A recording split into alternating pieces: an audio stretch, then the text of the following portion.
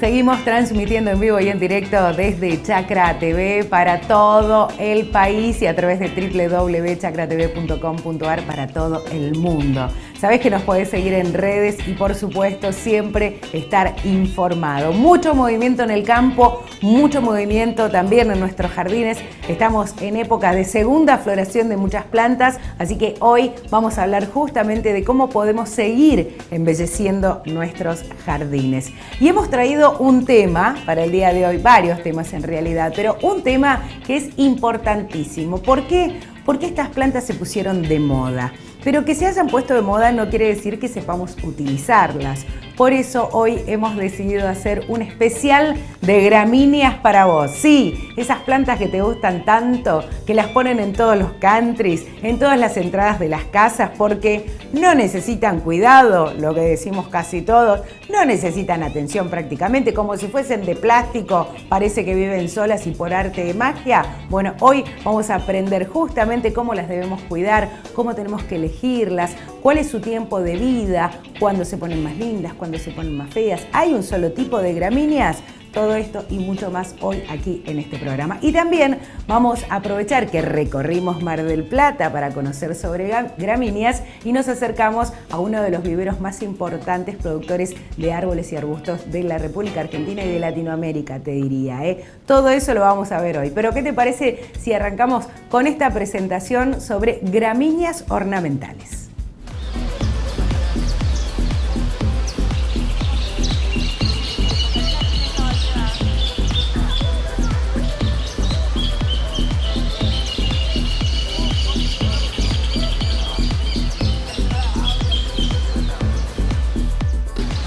Este es el campo experimental del vivero Gramíneas Ornamentales, ubicado en Mar del Plata, provincia de Buenos Aires, República Argentina. Este proyecto empezó hace más de 20 años y lo que ustedes están viendo aquí justamente es el campo con las plantas madres, básicamente de la familia botánica de los pastos, que son las gramíneas. Dentro de esta familia botánica, mi proyecto es la prueba, el cultivo, la producción, la venta y el uso paisajístico de gramíneas, tanto nativas como exóticas, adaptadas al uso paisajístico. ¿Sí? La mayoría de las especies que ustedes están viendo son entonces pastos perennes de uso ornamental. Lo acompañan otras plantas de otras familias botánicas, así como herbáceas perennes que tienen en común con las gramíneas un bajo mantenimiento. Este campo experimental no se riega y tiene muy bajo mantenimiento en mano de obra y no hay ningún uso de agroquímicos. Bueno, y con esta introducción te cuento que estábamos escuchando a María de Luján Puglia. Ella es ingeniera agrónoma y justamente se ha especializado en las gramíneas. Allí nos daba la bienvenida a su campo experimental y nos contaba un poquitito que ella está estudiando las gramíneas. Ahora vamos a aprender justamente parte de lo que ella ha aprendido en todos estos años y vamos también a sacarnos muchísimas dudas. Desde Mar del Plata, en vivo y en directo con nosotros, María de Luján Puglia, muchísimas gracias y bienvenida. Gracias por invitarme, Anita. Faltaba que entraras bailando. Viste que en todos los programas bailan ahora. Yo no. No sería el caso. No. Pero sí bailan tus gramíneas. Sí. Te felicito por ese hermoso lugar. Gracias. Es maravilloso el lugar que has ¿Te creado. gustó?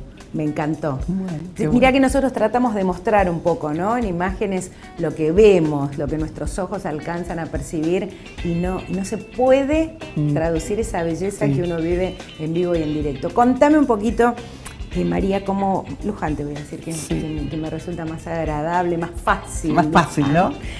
¿Cómo llegás a esto de las gramíneas? Sos ingeniera agrónoma, pero además tenés másters y otras. Sí, en realidad soy ingeniera agrónoma, pero todo el conocimiento que he ido adquiriendo en gramíneas ha sido por cuenta propia, autodidacta, como se dice ahora, ¿no?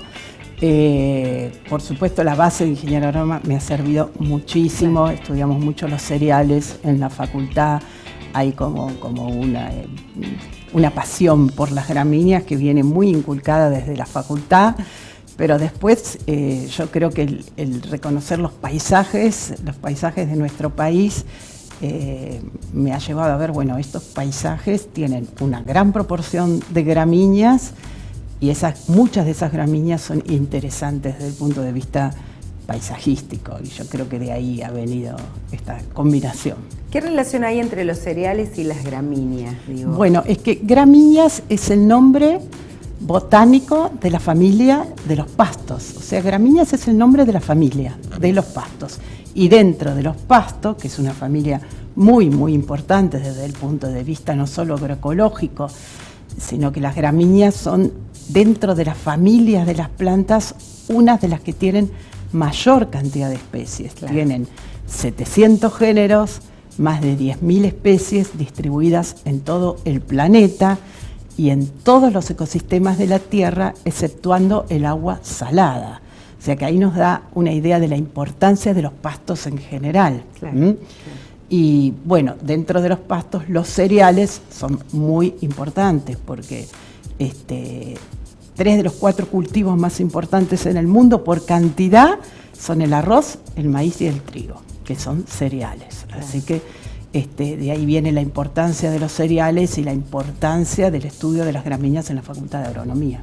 Y de pronto alguien dijo, vamos a utilizar estas plantas que son lindas per se, ¿no? Sí. Para ornamentar nuestros jardines. Sí. De pronto me imagino un maíz que queda muy lindo, porque es muy linda la planta. Es muy linda, sí. Lo que pasa es que el humano tiende a separar entre lo que se come y lo que ornamenta, ¿no? Sí, Nos cuesta eso de fusionar. Sí, sí. Porque el arroz también es una planta muy linda. Muy linda. Que podría estar en algún estanque, por ejemplo. Sí, de hecho los campos de arroz, muchos de ellos son patrimonio de la humanidad y se visitan los arrozales, ¿no? Claro.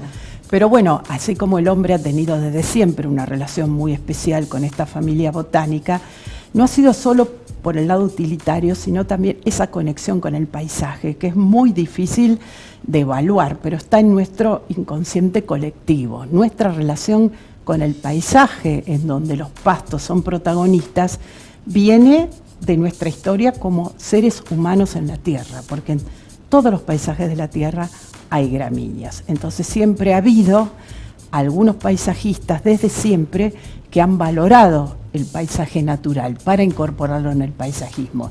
Y ha sido un camino muy lento que se ha acelerado a partir de los años 60, no hace tanto, y como consecuencia de las crisis ambientales. Claro. O sea, ese fue el punto de inflexión en el cual los paisajistas empezaron a darle importancia a las gramíneas como uno de los elementos para bajar el mantenimiento en el jardín y para disminuir el uso de agrotóxicos. Ahora esto que has aprendido, ¿no?, en todos estos años de estudio, nos lleva a la conclusión de que realmente utilizar gramíneas es porque es fácil y la gramínea se cuida sola. Bueno, es una fantasía asociar el bajo mantenimiento con cero cuidado. Claro. O sea, las gramíneas resultan especies perennes, de bajo mantenimiento, de bajo requerimiento hídrico, no requieren fertilización, requieren muchas de ellas nada, otras una poda anual, no se utiliza el tutorado, bueno, una cantidad de tareas que están asociadas a los jardines tradicionales, en el caso de las gramíneas, no son necesarias. Vamos a ir mirando, señor director, algunas de las imágenes, simplemente después vamos a ir escuchando los videos en la otra parte porque hemos hecho unos videos. Esa justamente no es una gramínea, justamente eso que me eligió y le voy a contar, ahí está, ahí tenemos las gramíneas que estamos viendo, que hay distintas formas, distintos colores, para ir apreciando un poco esto que nos va contando Luján, ¿no? Porque la verdad es que uno se deslumbra. Cuando llega a tu campo experimental, donde no solamente vos experimentás, sino que también tenés una venta de gramíneas, uno aprende mucho porque al verlo es el lugar, digamos, donde el showroom, donde uno puede ver justamente cómo actúan, ¿no?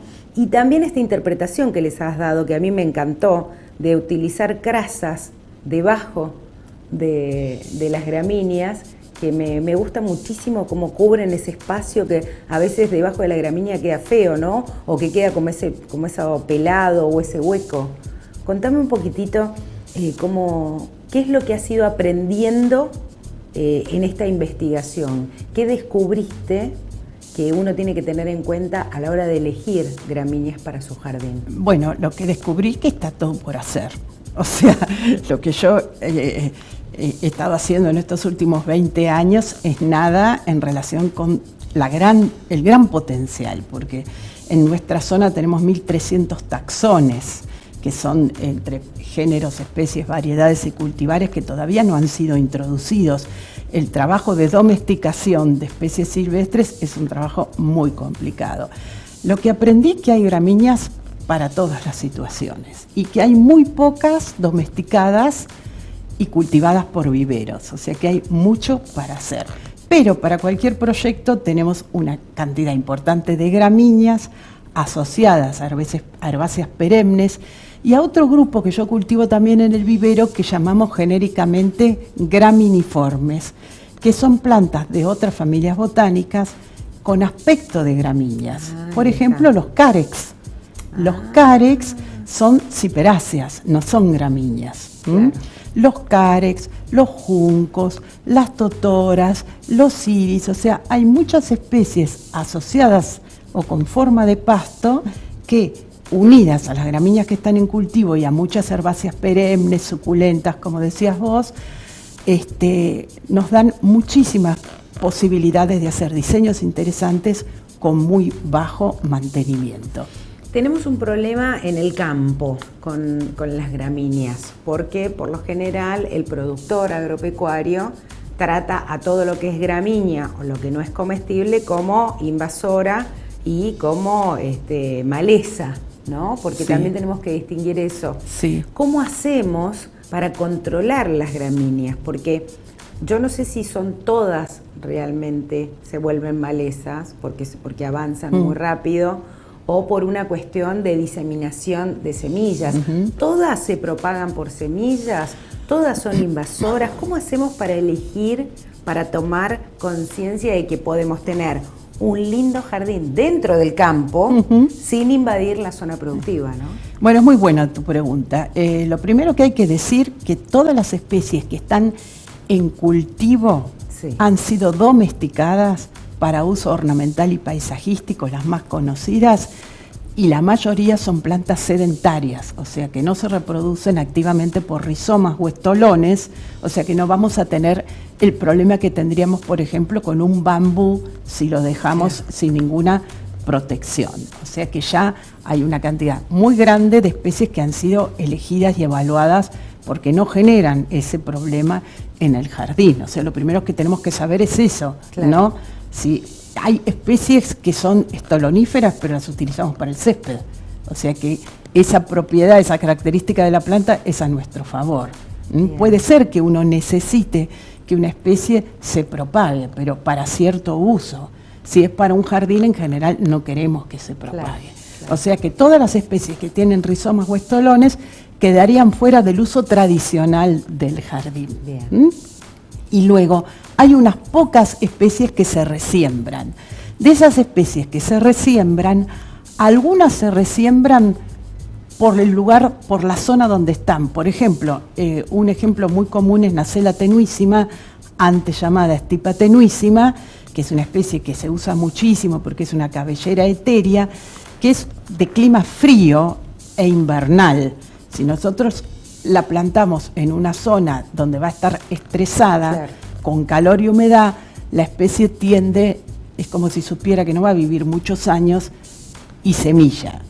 A veces esa nunca va a llegar a ser invasora por la cantidad, pero a veces esa es la única manera de propagación en situaciones marginales. Y es muy interesante para ciertos tipos de diseños naturalistas, donde queremos que la especie elija su lugar. O sea que, en general, conociendo las especies para cada uso, no hay problemas de invasión. Es un tema también eso, ¿no? El tema de conocer, porque a la hora de elegir, uno por lo general va y compra por la belleza del ojo o de pronto como paisajista uno tiene que diseñar y justamente esa forma, ese color, ese tamaño le va para el rincón donde lo pensó. Entonces es complicado esto porque quizá uno esté obligando a la planta justamente a que se estrese, obligando a adaptarse a un lugar donde nunca se va a adaptar y uno mismo está fomentando esto, ¿no? Claro. La excesiva propagación. Exacto, no es un problema común. Lo que sí es cierto que a pesar de que digamos, el conocimiento está disponible, yo he publicado, pero a nivel internacional hay mucha publicación, no hay todavía la costumbre de estudiar primero qué poner. Y en los viveros en general no hay mucho asesoramiento. A mí me parece que todavía es un grupo de plantas que necesitan el asesoramiento y el conocimiento para poder aprovecharlas en todo su potencial, ¿no? Porque hay muchísimas posibilidades. ¿Qué pasa con la poda de la gramínea? Porque acá tenemos un problema, ¿no? Cada vez que hay que achicar una mata, en lugar justamente de ir desarmando esa mata, por lo general el jardinero y muchas personas que lo quiere hacer con buena voluntad, digamos, y con mucho cariño en su casa, le pega una raleada y deja los pastos secos, rígidos, las bases rígidas, y queda muy feo. Queda muy feo. Y después tarda mucho en rebrotar, porque no es que lo cortamos y como es un yuyo, esto rebrota. Bueno, enseguida. tarda mucho si se realiza en un mal momento o la especie no requiere ese manejo. Porque es muy importante entender que dentro de las gramíneas, aunque hay mucha más variedad, podríamos decir que hay dos grupos. El grupo de crecimiento otoño-invernal, por ejemplo una estipa, una festuca, que rebrotan con los fríos en el otoño, se mantienen verdes o del color que corresponda durante todo el año, florecen en primavera y en verano descansan. Ese grupo no requiere poda. Directamente, no requiere poda. Escúchenlo bien, míralos a los ojos y decíselo. Ese grupo no requiere poda. Ese grupo no requiere poda. El grupo que requiere poda, y quizás es el grupo más conocido, es el grupo de crecimiento primavero-estival. El nombre, primavero-estival, indica el momento del rebrote, que es cuando suben las temperaturas. Vamos a poner un ejemplo, un miscanthus, que todo el mundo los conoce, un penicetum, un miscanthus, son de este grupo, rebrota en la primavera, cuando empieza el calor, se mantiene verde durante la primavera, el verano, florece fin de verano, otoño. En otoño empiezan lentamente a cambiar su coloración, preparándose para el invierno, que las gramíneas tienen maravillosos tonos otoñales, y en invierno se seca la parte aérea, manteniendo la forma e inclusive a veces la floración. En toda esa etapa no hay que podarlas, pero al principio de la primavera, cuando se inicia el nuevo ciclo, las que pertenecen a ese grupo primavero-estival se podan, pero al ras, bien abajo. ¿Por qué? Porque las yemas de las gramíneas están por debajo de la tierra. Así que para incentivar el crecimiento nuevo, se poda al ras. Esto no hace más que imitar lo que pasa en las praderas naturales, donde cuando toda la pradera está seca, viene una tormenta, un rayo incendia, prende fuego porque eso es material muy ignífero, se quema rápidamente, llueve y toda esa materia orgánica nutre y el sol activa, el sol y el calor activa la totalidad de las yemas. Porque lo que pasa si uno no poda es que al no recibir luz, las yemas centrales, la planta va muriendo desde adentro. Así que eso es importante, reconocer los dos grupos. Y no me quiero olvidar del comentario que hiciste con respecto a cuando uno quiere achicar la mata. Claro. La división, que es una tarea bastante complicada y trabajosa, es un requisito que es innecesario en el manejo del jardín. En realidad solamente se divide una planta si uno quiere obtener más, o si la tiene que trasplantar, o si tiene un vivero, como es mi caso, ¿no? O sea que cuando uno conoce el tamaño final de la planta, tendría que ubicarla en un lugar donde uno, claro, no diga me invadió, me creció, no, es el tamaño normal de la planta. Bueno, ese es otro problema también, ¿no? Que tratamos de adaptar a la planta a nuestra necesidad, sin tener en cuenta justamente cuál es el potencial. Y verla en su máxima expresión, que quizás sea en 2 años, en 3 años. Bueno, las gramíneas tienen, yo siempre aclaro, no tienen efecto inmediato. Claro. No tienen para nada efecto inmediato. Justamente muchas de las especies, de las plantas en general, de bajo mantenimiento, tienen un tiempo de adaptación que son, que ahí desarrollan todo su sistema de raíces para luego expresar ese potencial de resistencia a la sequía, bajos nutrientes, viento, etcétera, etcétera. Pero sí, lo que tienen las gramíneas, que es muy valioso, es que llegan muy rápido al tamaño final. En 3-4 años ya tenemos el tamaño final de la planta. Claro. Y eso, por eso decimos que son rápidas, en ese sentido. Claro, no son 15 o 20 años como un árbol. No, claro, pero claro. Tampoco son 3 meses. No, para nada. Como una herbácea, como una plantita de jardín, ¿no? Obviamente. Y otro elemento muy importante que quiero aprovechar a aclarar es el tema de las fechas de plantación. Eso es muy bueno. Porque realmente una planta de bajo mantenimiento va a poder expresar ese potencial si hacemos bien los deberes, o sea, si preparamos un cantero con buen drenaje, libre de malezas, y si plantamos en el momento adecuado, en general en primavera y en otoño. Son los dos momentos donde nos va a garantizar el éxito de la plantación. Si nosotros estamos plantando, como muchas veces pasa en pleno verano, donde la demanda hídrica es muy grande, etcétera, etcétera, o en pleno invierno, donde hay zonas donde se estanca el agua, bueno, se compromete la plantación. Claro, muy bien, perfecto. Bueno, vamos a seguir hablando de muchos temas más, porque también tenemos unas explicaciones que nos diste in situ, allí, porque tuve la oportunidad de viajar con Entre Plantas Viajes, que siempre Mariela Jaer es tan copada con la elección de los lugares que nos lleva. La verdad es que sabe muchísimo, y bueno, gracias a ella llegamos a Luján, llegamos a su campo experimental y pudimos ver en el lugar, y ella nos supo explicar puntualmente lo que vamos a ver en el próximo bloque. No te vayas.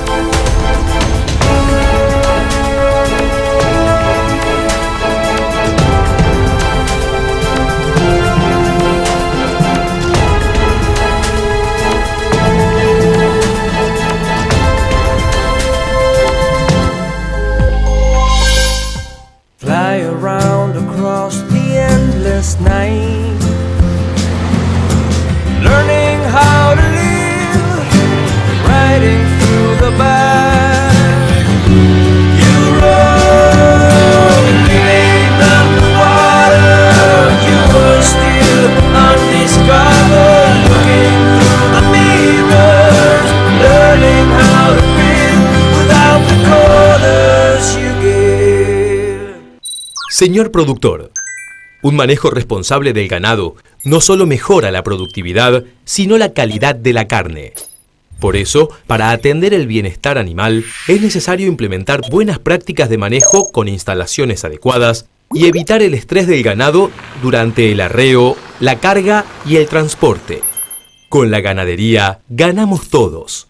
Instituto de Promoción de la Carne Vacuna Argentina. Estamos cuando soñás, cuando decidís, cuando planificás, cuando nos necesitás. Estamos siempre para que vos no pares.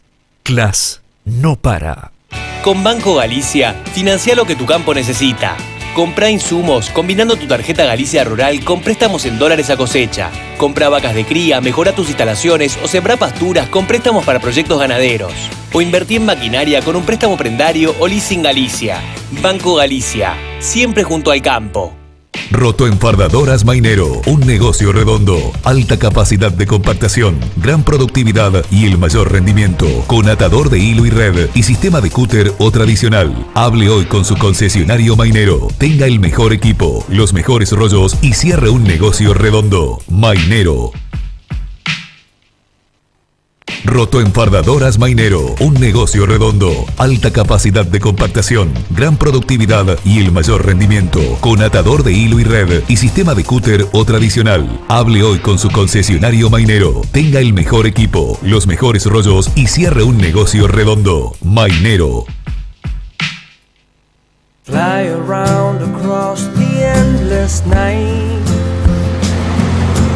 learning how to live, riding through the back. You roll me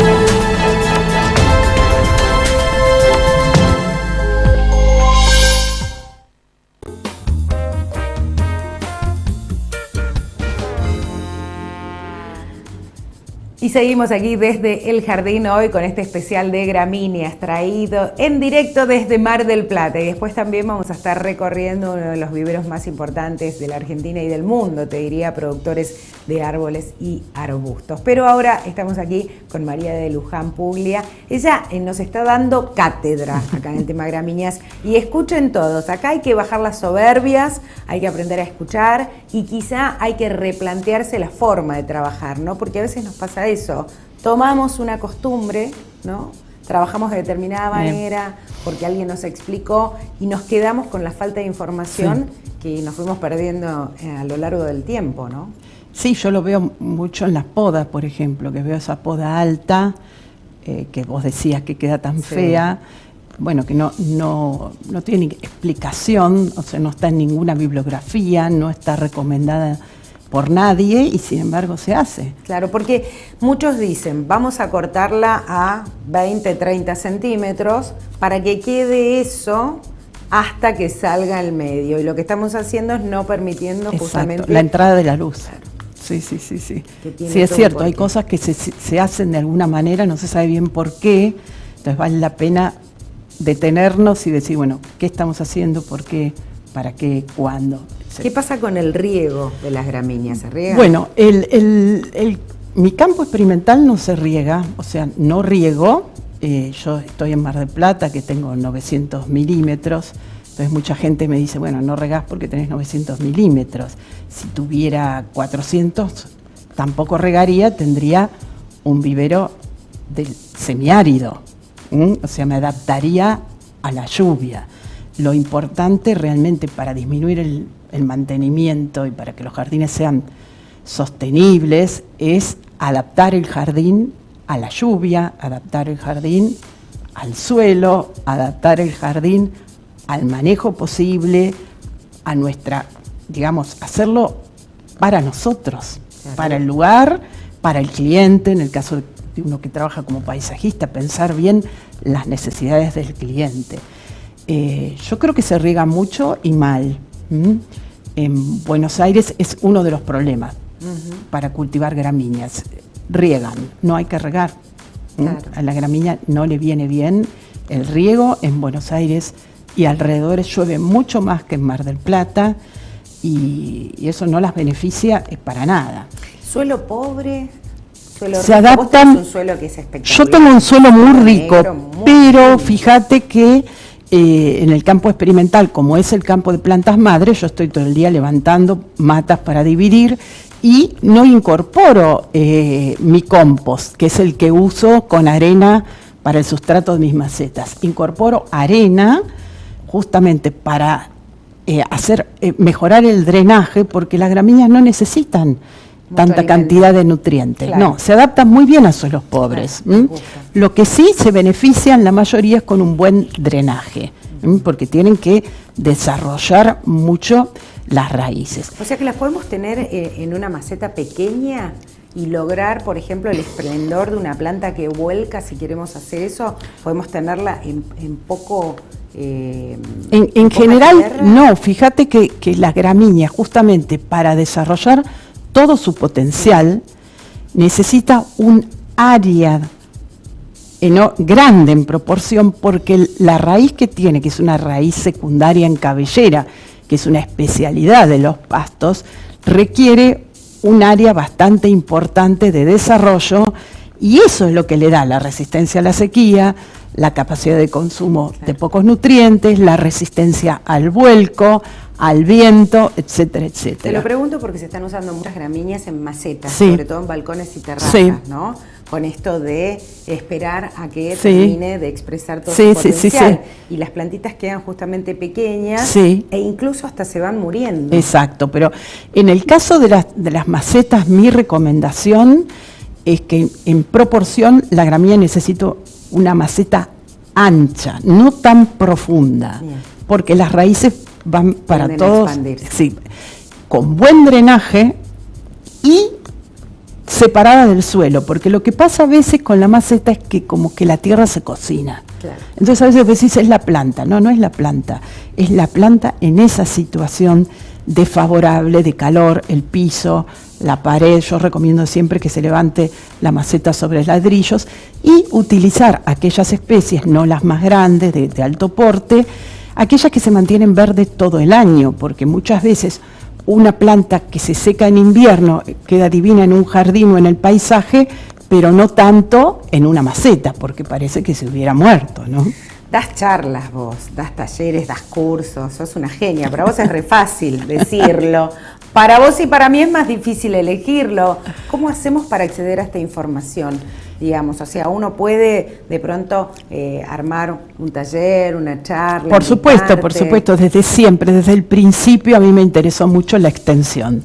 O sea, desde que comencé di charlas, di cursos, siempre, porque es un aprendizaje para mí y es la manera de poder comunicar lo que hago y aprender también cuáles son las necesidades del otro.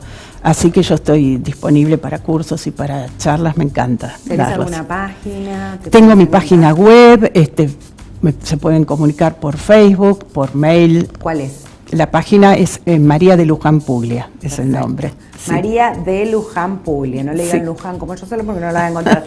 María de Luján Puglia, allí van a encontrar sus gramíneas ornamentales y poder ponerse en contacto con ella. Y mirá, te digo, es una maestrita espectacular para explicarnos. Yo te lo voy a mostrar ahora porque fuimos filmando in situ, fuimos viendo, yo iba siguiendo con la cámara y ella me iba contando de qué se trataba cada uno de los lotes. Vamos a verlos, por favor. A ver, director.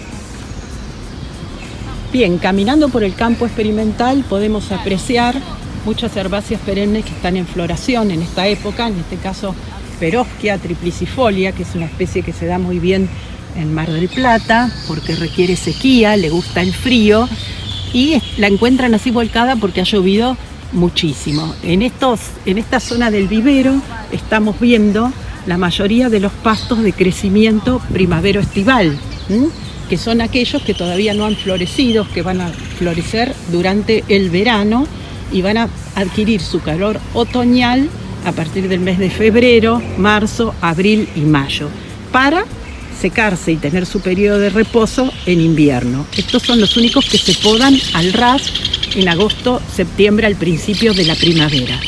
Estos pastos son los que encuentran y se ven ahora verdes, con sus distintos tonos de verdes, texturas, colores y floraciones.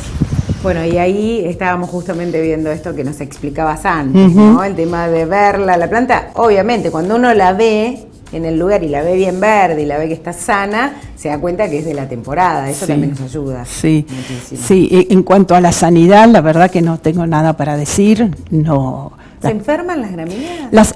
A mí no se me han enfermado nunca. En realidad, si una gramínea se enferma, evidentemente no es para ese lugar. O la estamos regando o estamos o no recibe aire directamente, yo la tiro, la quemo, o sea, no tiene sentido. Es algo muy evidente, algún error muy evidente, porque estas especies, ya te digo, no se usa ningún agroquímico, no lo necesitan, así que la sanidad es un tema que no da ningún problema. Y por otro lado, la capacidad de crecer también sin el uso de ningún agrotóxico hace que sean especies que reciben la visita de un montón de animales. Claro, la fauna permanentemente. Exacto. Por debajo y aérea. Totalmente, de todas maneras, porque las gramíneas, el grano es alimento, son visitadas por los pájaros, por los insectos, yo no he tenido ningún problema que amerite realizar ningún tratamiento. Así que bueno, eso realmente es un punto a favor importante, muy importante. Vamos a ver otro de los videitos. A ver, Seño. Bueno, acá estamos viendo un grupo de Nacella tenuísima que, como pueden ver, en pleno enero, sin riego, presenta este aspecto seco porque es un momento de reposo. Nacella tenuísima es del grupo otoño-invernal. Se encuentra verde durante todo el invierno y florece en primavera.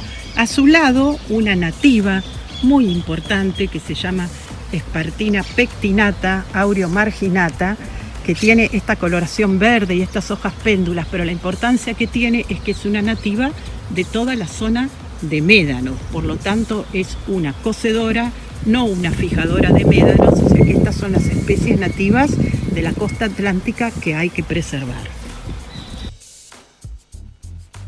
Y acá vamos a hablar de un tema importantísimo que tiene que ver con recuperar, con cuidar los médanos, que muchos se han perdido lamentablemente por la invasión humana y también por la falta de conocimiento, ¿no? Exacto.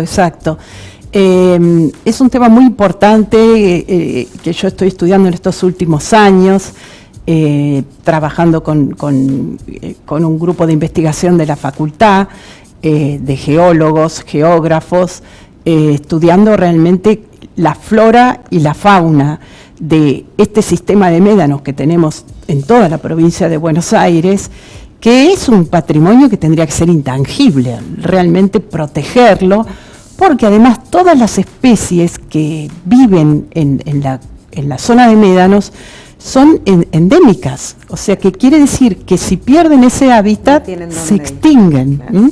Por eso yo estoy haciendo muy de a poquito un trabajo de domesticación de las especies nativas de los médanos, que incluyen no solo gramíneas, sino de otras familias botánicas, simplemente porque nadie lo hace.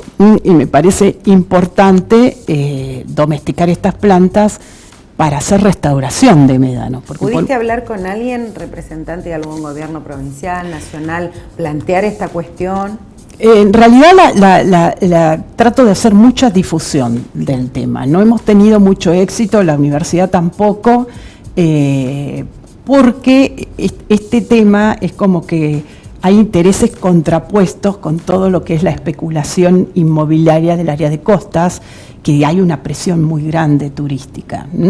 Pero yo creo que de a poquito es como que se va generando una conciencia de la importancia, porque bueno, se ha estudiado que la mejor protección que tenemos del mar es el sistema natural de médanos. Entonces, si ese sistema no lo preservamos, estamos totalmente a merced de lo que pasa en el mar. Ahora, qué importante también, ¿no? Esto de entender, y en muchos lugares del mundo está pasando, cuanto más margen, cuanto más playa, cuanto más médano se deja, qué mejor, digo, para la calidad de vida del ser humano, porque la verdad es que levantar un edificio como en Río de Janeiro, quizá pegado al mar, o levantarlo 5 cuadras después, la vista en realidad va a ser la misma, porque vamos a ver el mar, no vamos a tener tantos problemas de humedad. Claro, porque el que construye más cerca del agua también tiene el problema con la salinidad, tiene el problema con un montón de cuestiones. El mar tiene una capacidad de destrucción, ¿no? Claro, el mar tiene una capacidad de destrucción enorme, que por ahí no todos los años salen informes sobre todos los balnearios que se destruyen, todo lo que hay que rehacer todos los años. Pero lo más importante, lo que la gente por ahí le cuesta evaluar, o los gobiernos, es que se destruye un paisaje también. Claro. Y se destruye un sistema ecológico que es el mayor captador de agua dulce. O sea, las napas de agua dulce se recargan a través de los médanos. Entonces, si perdemos los médanos, nos vamos a quedar sin agua para una gran proporción de la población que vive cerca de la costa. Y lo que es interesante de estas especies que son nativas de los médanos es que justamente son cocedoras de médanos. ¿Qué es eso? Y no fijadoras de médanos, ¿no? Porque muchas veces, en otros tiempos que por ahí no existía el conocimiento, se trataron de fijar los médanos.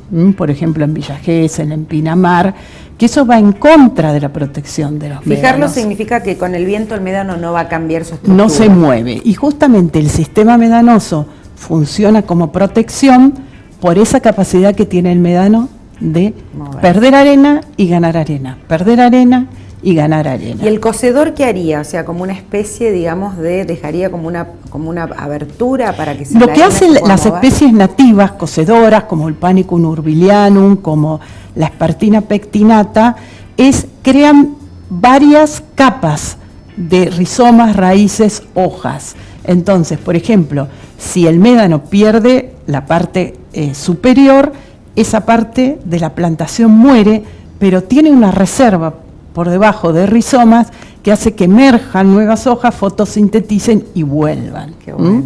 O sea que esta capacidad de generar varios planos, bueno, de hecho se han encontrado raíces a más de 30 metros de profundidad, ¿no? Lo mismo si en vez de perder la arena, el mar hace que se tape todo con arena, pues sí, bueno, se mueren, bueno, lo mismo, sube la capacidad que tiene de regeneración de esos rizomas, claro, es activar los rizomas superiores, volver a emerger, o sea, que se las arreglan desde siempre, millones y millones de años, están adaptadas a esa situación. En cambio, cuando nosotros fijamos los médanos, perdemos esa capacidad de protección. Qué importancia, ¿no? Sí, que hay, ¿eh? Sí. Y con la observación uno también ganaría mucho. Uno no necesita ser un erudito, uno no necesita ser un experto en la materia. También hay que saber observar. Esto de empatizar con el ser humano, claro, también sucede con la naturaleza, exacto, ¿no? Exacto, puede... entender. En realidad son sistemas muy estudiados. En Argentina, en Mar del Plata, en la universidad, hay un grupo de investigación de geología de costas que trabaja en los médanos, hay bibliografía accesible de la cual yo he aprendido muchísimo, sé que el conocimiento está, no hay que empezar de cero, simplemente hay que aplicarlo tal cual. El mundo aplicarlo. Es tuyo, decía una película, tómalo. Exacto. ¿No? Bueno, exacto. Y en este caso también los libros están. Agárralos. Exacto, sí, sí. María de Luján Puglia, así te encontramos en redes. Ha sido un placer enorme tenerte aquí. Tenemos muchísimo material, pero no tenemos tanto tiempo. Claro. Ahora vamos a recorrer Mar del Plata, vamos a ir a conocer este vivero que también trabaja con especies nativas y con exóticas, porque como bien dijiste vos, tampoco uno tiene que quedarse con una sola especie, uno también tiene que abrirse y ser un poquito más laxo, sobre todo en el tema ornamental, ¿no? Claro que sí, claro que sí. Bueno, muchísimas gracias. Gracias, Anita. Un placer enorme. Y bueno, todos los que te quieran ir a visitar en el campo experimental, ¿cómo hacen? ¿También a través de redes? Sí, a través de redes, hay un planito, se comunican conmigo, eso es importante porque no está abierto al público siempre, sino cuando estoy yo, así que las voy a recibir con mucho gusto. ¿Vas varias veces al año? Sí. Calidad de vida, mis queridos amores, calidad de vida, de eso se trata. Vayan porque se van a enamorar de ese lugar, lo van a pasar muy bien. Ella es súper cálida y además su lugar también muestra la calidez y el trabajo que hay detrás de estas gramíneas ornamentales. Muchísimas gracias. Gracias a vos. Un placer enorme. María de Luján Puglia, así la van a encontrar en redes, síganla y por favor no se pierdan la oportunidad cuando estén en Mar del Plata de pasar un ratito, una horita, 2 horitas, disfruten de ese lugar y llévense todas las gramíneas. Hacemos una pequeña pausa y ya volvemos con el vivero de Mar del Plata que te va a proveer las mejores especies de árboles y arbustos.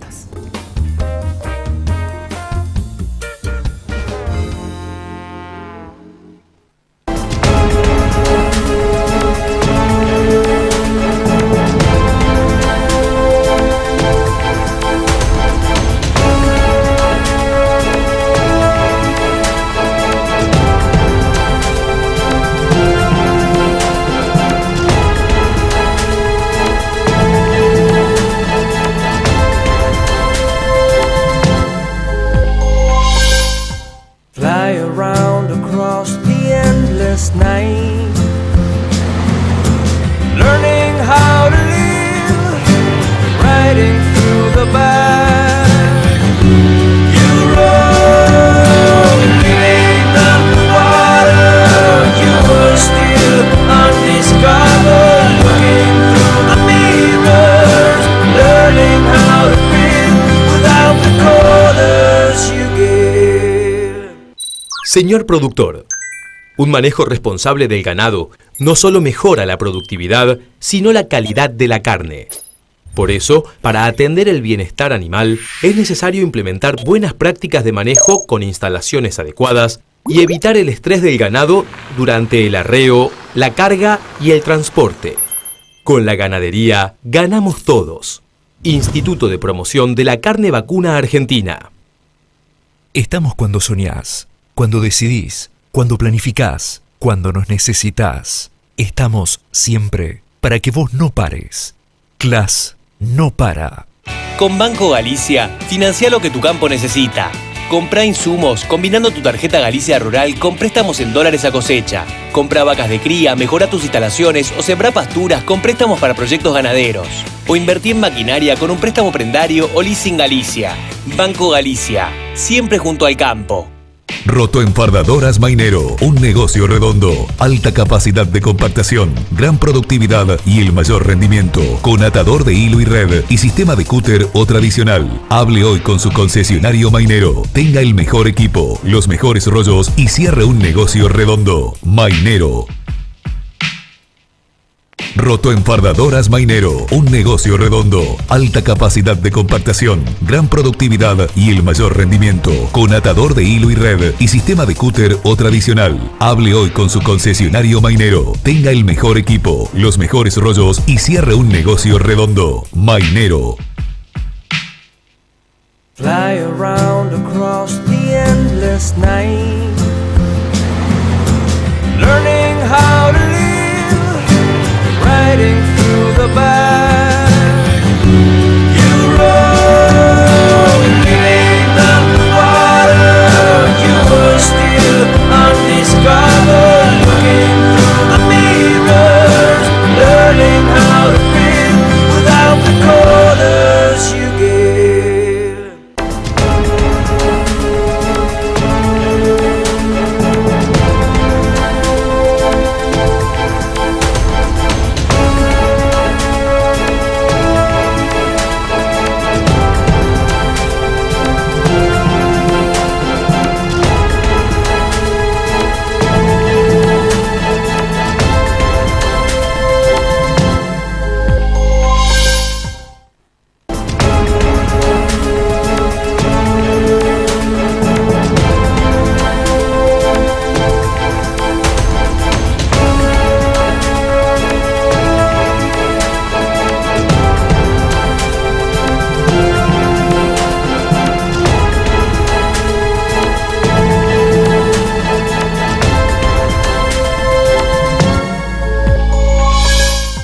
Fly around across the endless night, learning how to live, riding through the back. You roll beneath the water, you were still undiscovered, looking through the mirrors, learning how to live without the quarters you give. Señor productor, un manejo responsable del ganado no solo mejora la productividad, sino la calidad de la carne. Por eso, para atender el bienestar animal, es necesario implementar buenas prácticas de manejo con instalaciones adecuadas y evitar el estrés del ganado durante el arreo, la carga y el transporte. Con la ganadería, ganamos todos. Instituto de Promoción de la Carne Vacuna Argentina.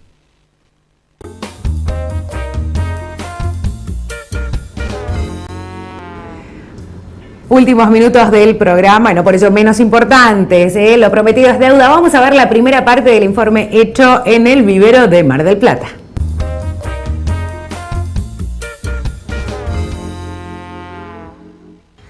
Hola, soy Ignacio Van Heden, sexta generación de viveristas, y estamos en Mar del Plata, en nuestro vivero, que tiene sede en Mar del Plata. Nosotros somos una familia de origen belga. Nosotros teníamos viveros ya en Bélgica, y en el año 47 mi abuelo emigra y compra las primeras 10 hectáreas en esta zona, buscando siempre un suelo donde crezca el trigo y la papa en la misma tierra, y por eso estamos en Mar del Plata. Buscamos otras alternativas, que era Estados Unidos y Canadá, pero se fueron descartando por distintas cuestiones. Y también lo que hizo decidirse por venir a Argentina, porque ya antes de la guerra mi abuelo le vendía plantas a los Anchorena y a distintas familias argentinas que veraneaban en Europa. En sus principios el vivero funcionaba casi como una sucursal del vivero de Bélgica, estábamos cerca de Gante, y se especializaba en coníferas. Mi abuelo fue uno de los incursores en el tema de hacer coníferas de gajo y no injertadas como se hacía antes. Y él traía mucho material, trajo muchas variedades de Europa. Cada vez que viajaba traía nuevas variedades que no había en Argentina, y así fue apareciendo en el mercado nuevas coníferas. Después empezó con los arbustos, también fue productor de dalias y distintas bulbosas y esas cosas. Y hoy por hoy el vivero está especializado en árboles grandes, en ejemplares de árboles y arbustos, arrancando desde plantas que tienen un 6-8, que sería como si fuera un cabo de escoba, hasta plantas de 15, 20, hasta 30, hasta 50 años podemos trasplantar. A lo largo de estos años podemos decir que somos casi el único vivero especialista en plantas grandes, en ejemplares, cosa que en el resto del mundo es una actividad bastante normal. En Europa casi todos los viveros trabajan plantas grandes y en Estados Unidos también, pero en Argentina o en el resto de Latinoamérica no es una actividad muy normal o muy habitual. Lo principal siempre son plantas chicas de 2, 3, 4 hasta 5 años, no plantas de 30 y 40 años, que es nuestra especialidad hoy por hoy.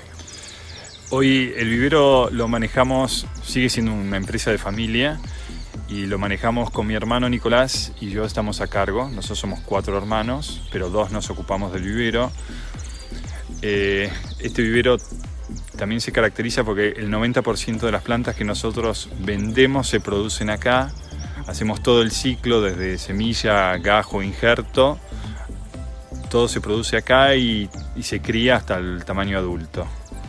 Si bien nos encontramos en Mar del Plata, somos un vivero que provee árboles a casi toda la Argentina. Mandamos a Mendoza, Rosario, Córdoba, mismo hasta la Patagonia, que también tenemos un vivero en San Martín de los Andes, también dedicado a ejemplares, sobre todo de nativas de la zona cordillerana.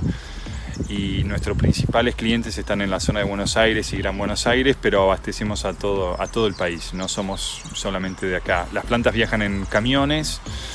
Normalmente trabajamos todo en terrón, muy poco envasado, y nuestra temporada de venta o principales arranca a mediados de marzo para terminar estando en noviembre, diciembre con las últimas entregas. En cuanto a la época ideal para comprar árboles, depende un poco de las especies. Por ejemplo, si estamos pensando en plantas caducas o de climas más templados fríos o plantas más europeas, eso habría que hacerlo de otoño-invierno hasta principios de primavera. Y después, si ya estamos pensando en palmeras o jacarandá, plantas nativas subtropicales, la época ideal de trasplante es de septiembre, octubre, noviembre y volviendo a retomar febrero, marzo. Esa es la época ideal para eso. Y las coníferas principalmente solamente en invierno.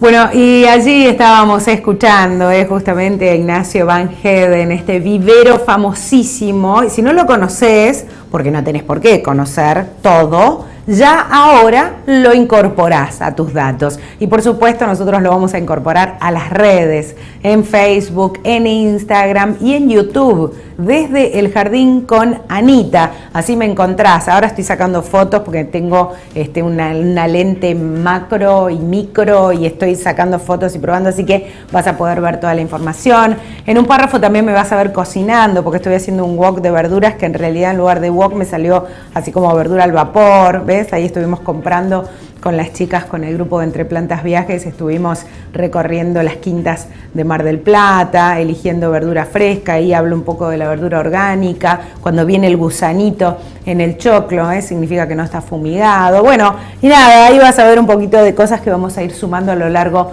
del programa, porque esto de vivir también entre plantas nos lleva a convivir con la huerta y nos lleva a convivir también con una mejor calidad de vida. Entonces, todo va a ser subido a las redes, toda la investigación, las fotos, todos los programas y por supuesto los mejores consejos de los especialistas que pasan por aquí, por el programa. Desde El Jardín con Anita, ahí estoy entre medio de los tulipanes, así me vas a encontrar en redes y por supuesto nos vas a encontrar también aquí en Chacra TV. Los programas también quedan alojados en la página de Chacra, chacratv.com.ar, así en programación vas a poder ver todos los programas. Bueno, nos tenemos que ir, ha quedado muchísimo material como siempre, pero creo que ha sido muy interesante todo lo que hemos logrado en esta hora. Seguí enganchado a Chacra TV, nosotros nos volvemos a encontrar la próxima semana, como siempre, desde El Jardín.